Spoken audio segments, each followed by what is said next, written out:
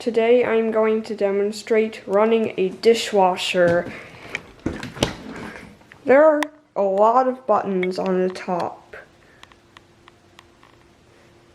But before we start, I already filled the dishwasher with all of the dishes that it will be washing. So to start, we first need to turn it on.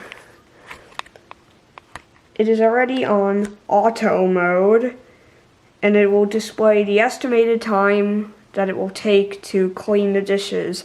If the add rinse aid light is on, you would need to add rinse aid to this container right here. So as you can see, I have the dishwasher detergent block inside of its compartment, and I will now close the lid. Now, I have to close the door.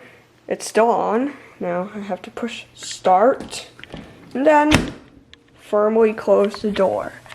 The red light that is shining on the floor is now on, and it's making noises. This dishwasher shines a little red light on the floor to indicate that it is running. Once this red light is off, you can open the door. As you can see, the red light is not shining on the floor. This means it is safe to open the dishwasher. And the front display now says sanitized and clean.